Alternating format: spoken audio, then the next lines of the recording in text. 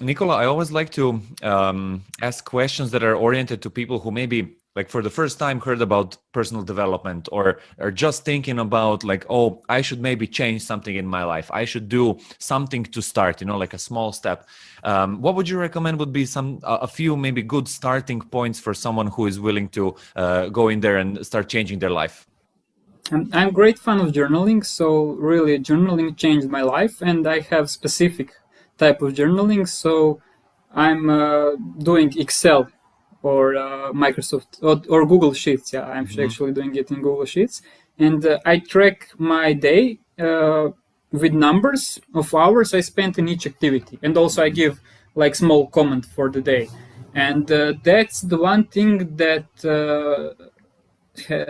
allowed me to discover blind points in my life.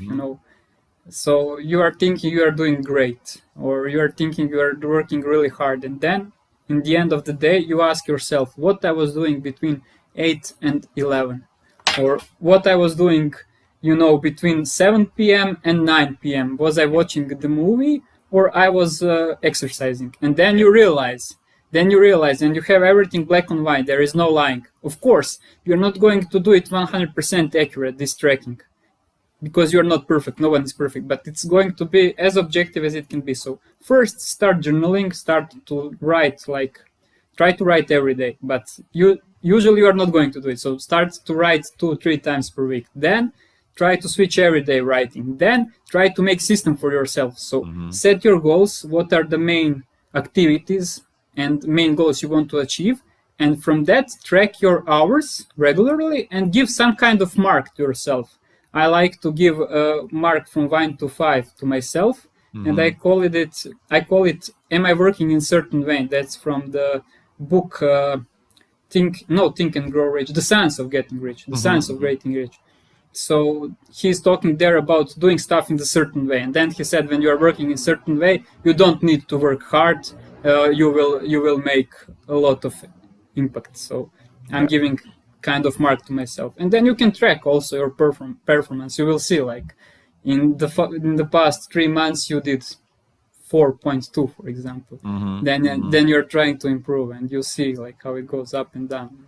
I think that's the first thing in every kind of work, is to see current situation and to see it objectively, not to lie to yourself, because a lot of people that starts are giving too much expectations, and they set too high goals. So they decide like, I'm going to stop to smoke, I will start to exercise, I will start to make double the income in 3 months, and I will find a new girlfriend, for example, and make 2 great friends. It's impossible to do all of that in 3 months if you didn't do preparation 2 years before. Yeah. So start with small steps. I would say the best first small step is journaling. And then you see, like, everyone is different. Someone needs to start to exercise, someone needs to start to invest, someone needs to start to volunteer, you will see. Yeah. That's true. I like the journaling analogy there, because I kind of do the same thing.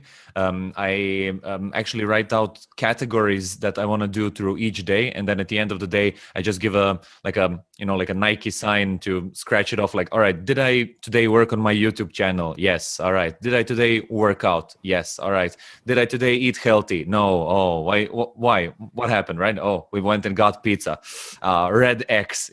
And I found that color coding, it also makes it a lot easier, because visually you have like a representation of if you're doing good with green, right, or if you're doing bad, red. Nice. And then when you look at your monthly like overview, if you did something bad for, let's say, a week, you have a big line of red crosses, and it visually looks like I should have done better that week, right? But maybe you went and did something else during that week and improved in another category and sacrificed a little bit in the other.